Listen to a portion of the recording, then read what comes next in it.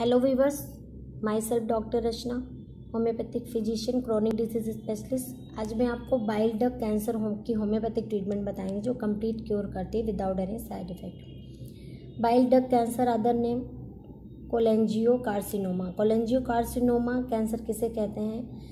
ये एक तरीके की सिलेंडर ट्यूब होती है, बाइल डक्ट होती है जो carry off the digestive fluid, जो बॉडी में डाइजेस्टिव प्रोसेस होती है उस फ्लूइड को मेंटेन करती है, बाइल डक्ट को मेंटेन करती है। जो बाइल डक्ट होती है वो कनेक्ट होती है लीवर्स एंड गॉल ब्लैडर से, स्मॉल इंटेस्टाइन से।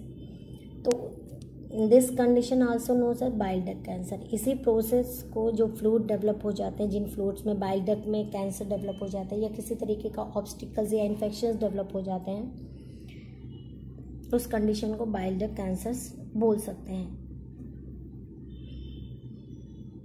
कोलेंजियोकार्सिनोमा into the different type of based of where the cancer occur in the bile duct. इसके बहुत तरीके से टाइप्स हैं, किन किन तरीके का कैंसर डेवलप हो जाता है, किस तरीके का ट्यूमर डेवलप हो जाता है या सिस्ट डेवलप हो जाते हैं बाइल डक्ट में।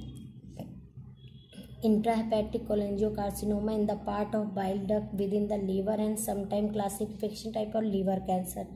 Hilar cholangiocarcinoma in the bile duct just outside of the liver, that also called the perihilar cholangiocarcinoma. Distal cholangiocarcinoma the portion of the bile duct and nearest the small intestine. ये 3 types के processor होती हैं, जैसे liver cancer, small intestine cancer या perihilar cancer develop हो जाते हैं। Cholangiocarcinoma the type of tumour that very difficult to treat in conventional treatment.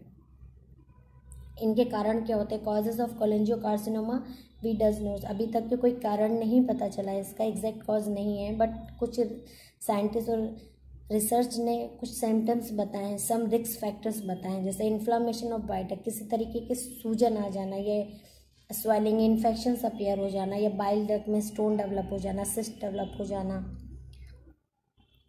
Infection, parasite, something else, और हेरिडिटी, जेनेटिक फैक्टर की वजह से भी ये कंप्लेन अपीयर हो जाते हैं। साइनिंग सिम्टम ऑफ कोलेंजियोकार्सिनोमा, इनके लक्षण होते हैं किस तरीके से? Yellowish of skin and the whitish of your eyes. जो आंखों में पीलापन आ जाता है, जैसे जॉइंडिस होता है, पीलिया हो जाता है, उस तरीके से स्किन हो जाती है। जो आंखों में सफ़ेद होता है वो भी येलो कलर का दिखने लगता है। टोटली जॉइंडिस मतलब पीलिया के जैसे लक्षण उत्पन्न हो जाते हैं। इंस्टेंटली ईचिंग अपीयर हो जाती है, वाइट कलर का स्टूल हो जाता है, थकान होती है, एबनॉर्मल पेन अपीयर हो जाते हैं, वेट लॉस होने लगता है, समटाइम ब्लोटिंग भी होती है, एब्डोमेन बड़ा सा पेट भी दिखने लगता है, राइट साइड भी पेन अपीयर हो जाते हैं, मतलब दर्द होता है, दाहिने तरफ पेट में दर्द होने लगता है।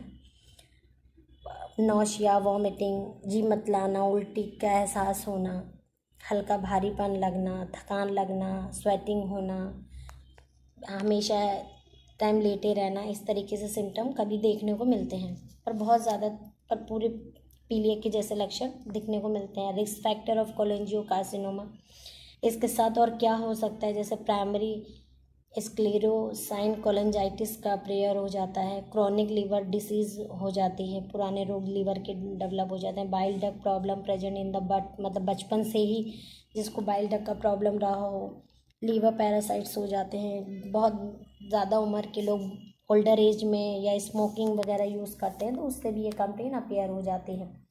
इसको किस तरीके से रोक सकते हैं? Prevention of the cholangiocarcinoma, stop the smoke. अगर आप स्मोकिंग करते हैं, किसी तरीके के अल्कोहलिक हैबिट है, एडिक्शन है, तो आप इसे इमीडिएटली इसे स्टॉप करें।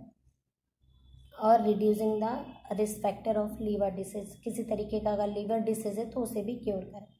Diagnosis of liver function test, LFT, tumor marker test, CA 19-9, a test to the examine your bile duct with the small camera during endoscopy, retrograde cholangiopancreatography, CERCP, CT scan, MRI, MRCP, 2A, ERCP, 3D image, a procedure to remove sample of the tissue like biopsy।